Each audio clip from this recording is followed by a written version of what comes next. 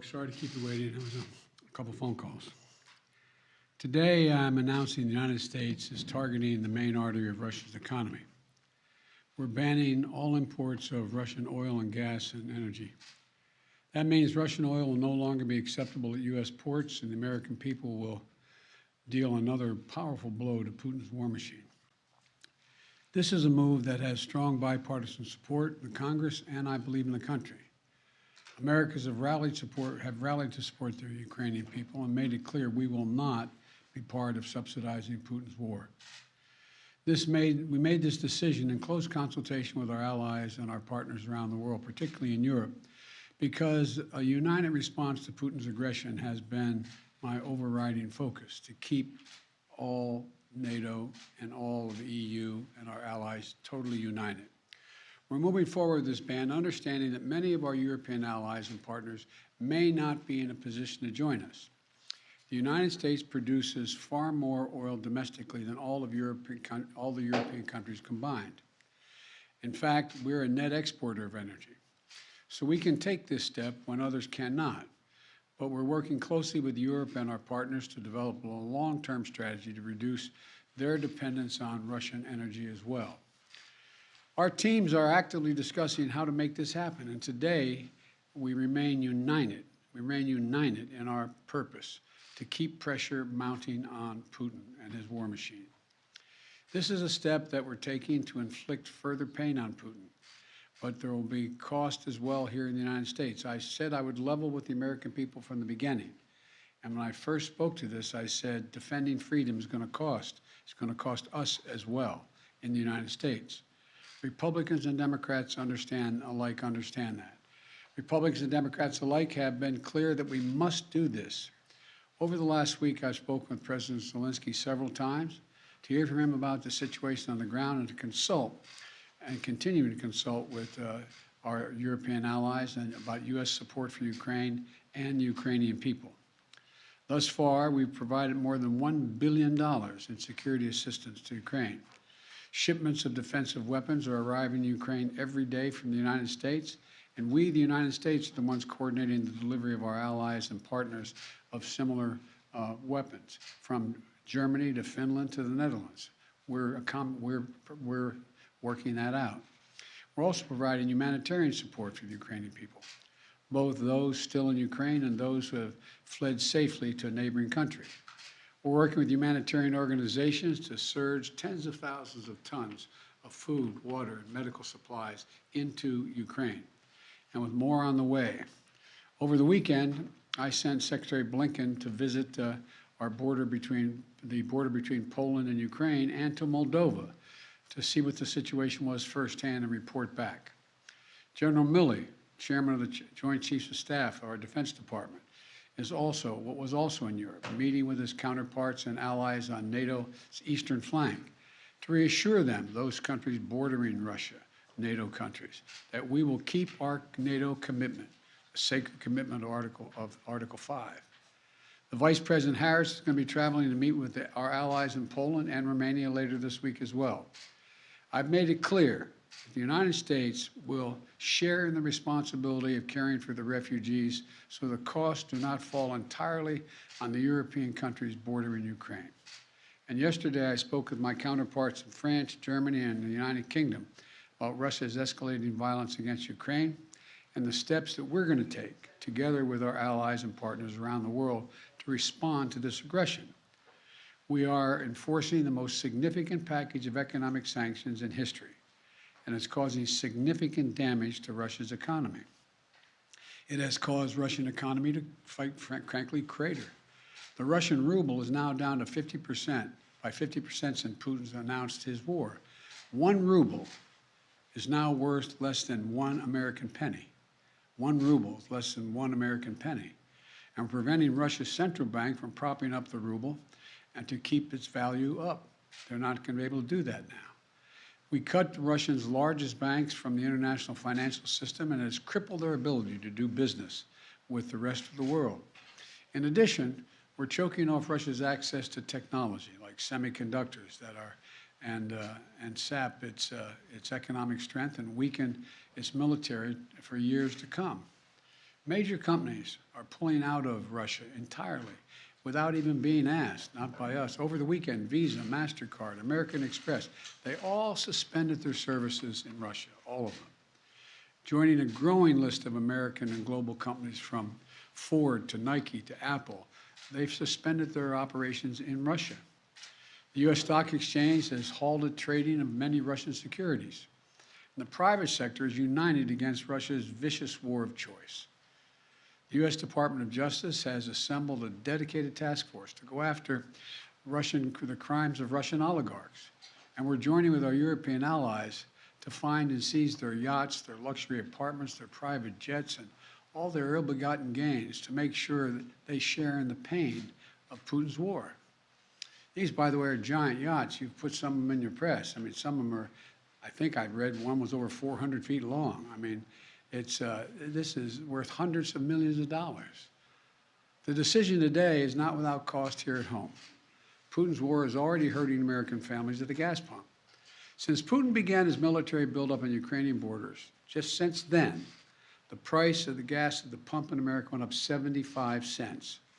And with this action, it's going to go up further. I'm going to do everything I can to minimize Putin's price hike here at home. In coordination with our partners, we've already announced that we're releasing 60 million barrels of oil from our joint oil reserves. Half of that, 30 million, is coming from the United States. And we're taking steps to ensure the reliable supply of global energy. We're also going to keep working with every tool at our disposal to protect American families and businesses. Now, let me say this. To the oil and gas companies and to the finance firms that back them, we understand Putin's war against the people of Ukraine is causing prices to rise. We get that. That's self-evident. But, it's no excuse to exercise excessive price increases or padding profits or any kind of effort to exploit this situation or American consumers, exploit them. Russia's aggression is costing us all, and it's no time for profiteering or price gouging. I want to be clear about what we'll not tolerate, but I also want to acknowledge those firms and oil and gas industries that are pulling out of Russia and joining other businesses that are leading by example. This is a time when we have to do our part and make sure we're not taking advantage. Look, let me be clear about two other points. First, it's simply not true that my administration or policies are holding back domestic energy production. That's simply not true. Even amid the pandemic, companies in the United States pumped more oil during my first year in office than they did during my predecessor's first year. We're approaching a record levels of oil and gas production in the United States, and we're on track to set a record of oil production next year. In the United States, 90% of onshore oil production takes place on land that isn't owned by the federal government. And of the remaining 10% that occurs on federal land, the oil and gas industry has millions of acres leased. They have 9,000 permits to drill now. They could be drilling right now, yesterday, last week, last year. They have 9,000 to drill onshore that are already approved. So let me be clear. Let me be clear. They are not using them for production now. That's their decision. These are the facts. We should be honest about the facts. Second, this crisis is a stark reminder to protect our economy over the long term, we need to become energy independent. I've had numerous conversations over the last 3 months with our European friends of how they have to wean themselves off of Russian oil. It's just not tenable. It should motivate us to accelerate the transition to clean energy. This is a perspective that our European allies share, and the future where together we can achieve greater independence. Loosening environmental regulations or pulling back clean energy investment won't, let me expand, will not lower energy prices for families. But transforming our economy to run on electric vehicles powered by clean energy with tax credits to help American families winterize their homes and use less energy, that will help. And if we do what we can, it will mean that no one has to worry about the price of the gas pump in the future. That'll mean tyrants like Putin won't be able to use fossil fuels as weapons against other nations. And it will make America a world leader, manufacturing and exporting clean energy technologies of the future to countries all around the world. This is the goal we should be racing toward. Over the last 2 weeks, the Ukrainian people have inspired the world, and I mean that in a literal sense. They've inspired the world with their bravery, their patriotism, their defiant determination to live free. Putin's war has caused enormous suffering and needless loss of life from women, children, everyone in Ukraine. Both Ukraine and, I might add, Russians. Ukrainian leaders, as well as leaders around the world, have repeatedly called for a ceasefire, for humanitarian relief, for real diplomacy. But Putin seems determined to continue on his murderous path, no matter the cost. Putin's now targeting cities and has been targeting cities and civilians, schools, hospitals, apartment buildings. Last week, he attacked the largest nuclear power plant in Europe with an apparent disregard for the potential of triggering a nuclear meltdown. He has already turned 2 million Ukrainians into refugees. Russia may continue to grind out its advance at a horrible price, but this much is already clear. Ukraine will never be a victory for Putin. Putin may be able to take a city, but he'll never be able to hold the country.